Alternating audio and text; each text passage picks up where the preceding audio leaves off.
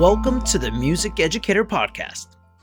I'm Bill Stevens, music educator, band director, and instructional leader. And this is Season 7, Episode 8. Today's episode is called The Invisible Work That Makes or Breaks Large Group Assessment. If you're heading into large group assessment, or even thinking about it, this episode is designed to help you protect your students, your rehearsal work, and your sanity. By the end of this episode, my goal is simple. I want you to walk away with a clear understanding of the behind-the-scenes tasks that quietly determine how your ensemble performs, long before the first note is even played. Let me ask you a question. Have you ever had an ensemble that should have performed better at large group assessment, but didn't? Not because the music wasn't ready, but because something just felt off that day. The bus was late, a form was missing, the warm-up felt rushed, and students were distracted or unusually quiet. And suddenly, the tone wasn't centered. Balance felt shaky, and intonation slipped in places that were solid all week. Here's the truth. Most directors learn the hard way. Large group assessment doesn't start when the band walks on stage. It starts weeks earlier in the background work no one ever sees, but everyone feels. Today, we're going to talk about that invisible work and how getting it right can be the difference between an ensemble that survives assessment and one that performs with confidence. Assessment Day is a logistics event first. One of the biggest misconceptions about large group assessment is that it's primarily a musical event. It's not. Large group assessment is a logistics event first that just happens to include music. And when logistics aren't tight, when timing is unclear, transitions feel rushed, or expectations aren't settled, students don't just feel it emotionally. They feel it in the air, tone, balance, and intonation. Stress shows up in predictable musical ways. Students breathe shallow. Attacks get forced.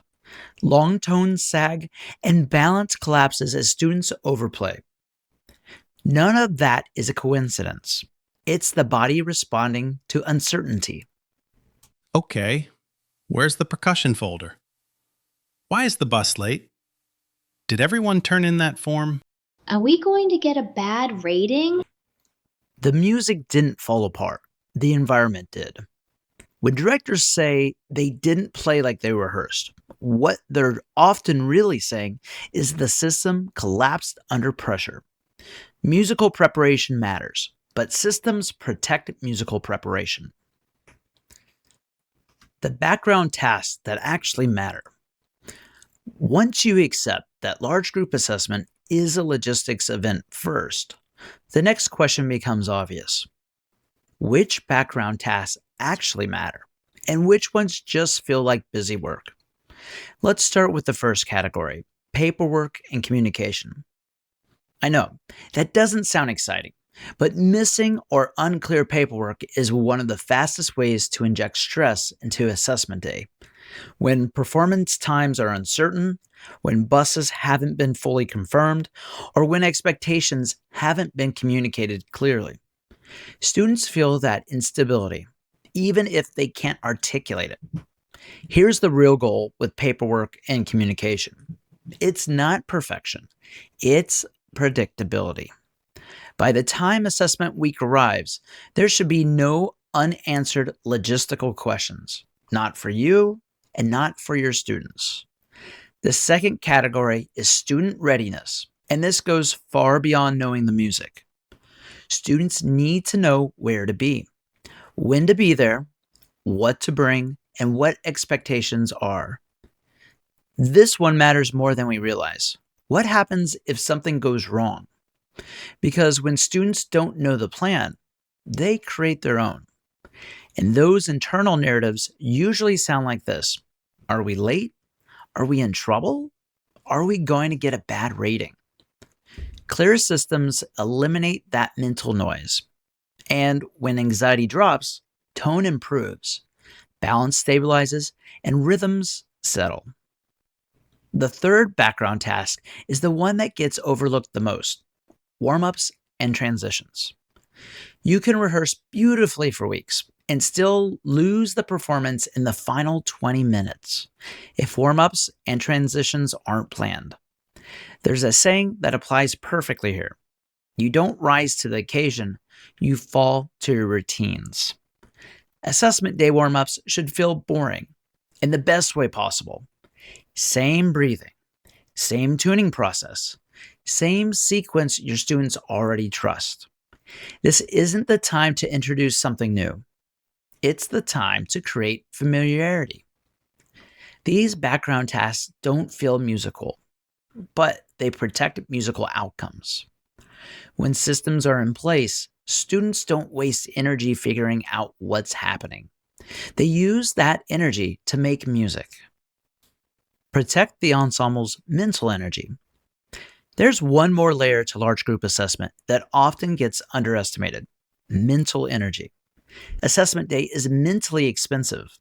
Students are processing new spaces, new acoustics, new adults in the room, and new expectations.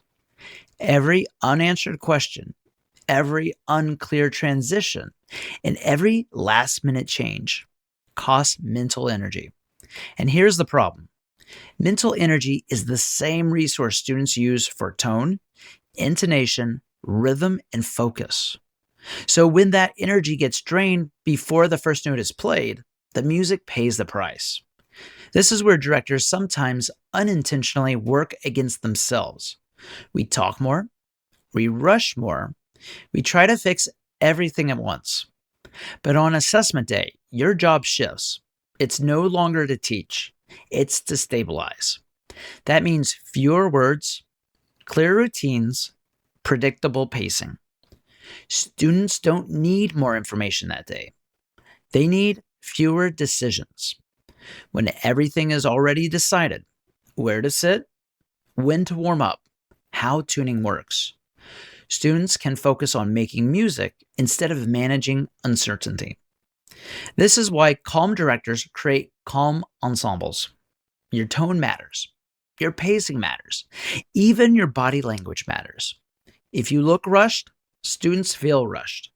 If you look steady, students settle in. Protecting mental energy isn't about lowering expectations. It's about removing friction.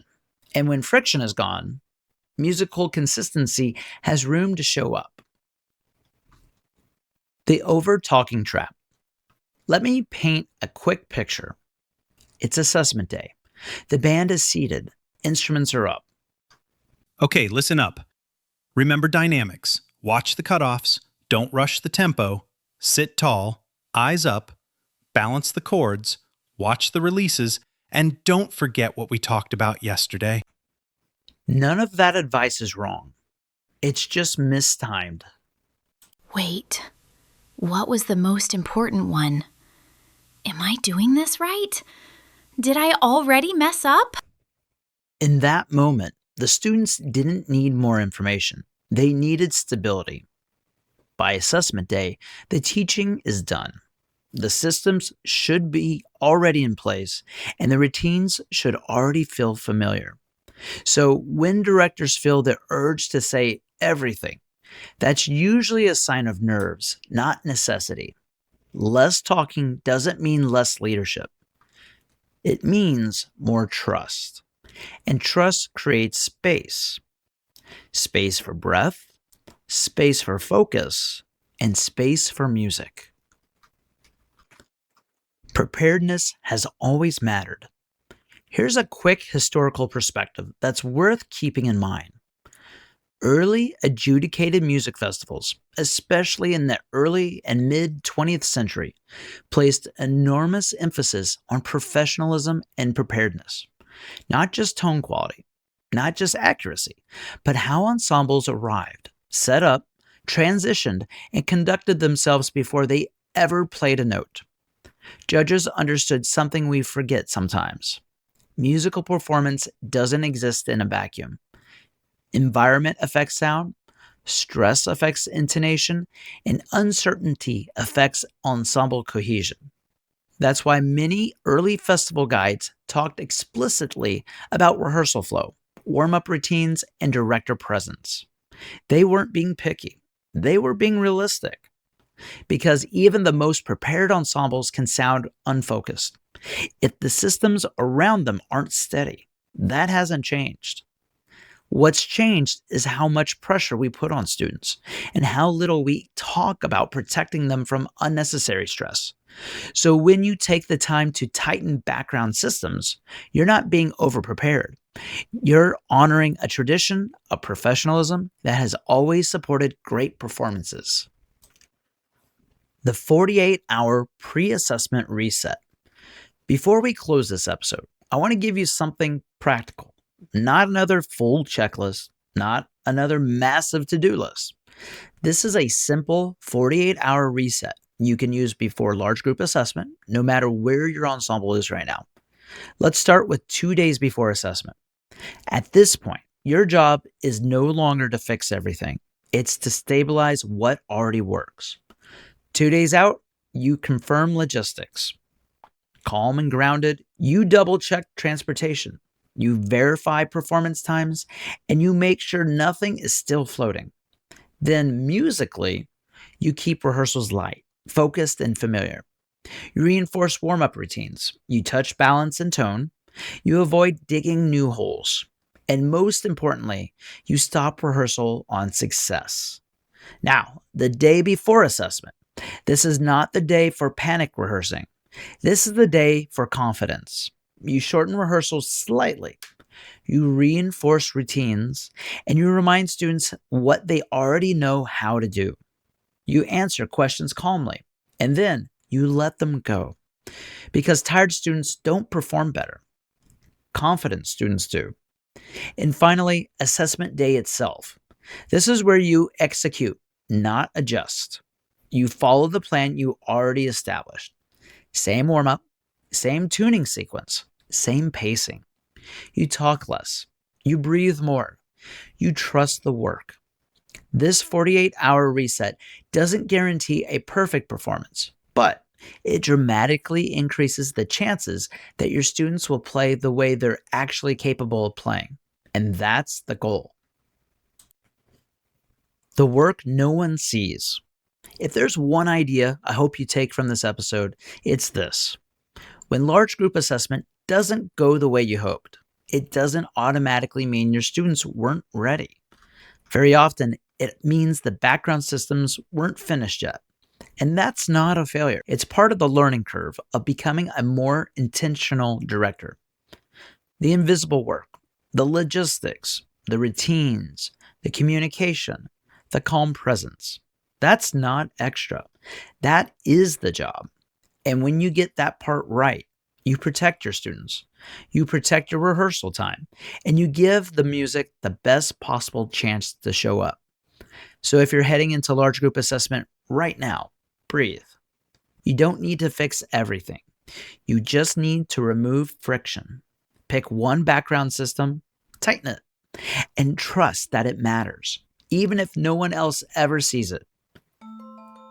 If this episode was helpful, you'll find more resources, tools, and episodes like this at themusiceducator.com, all built for real classrooms and real directors.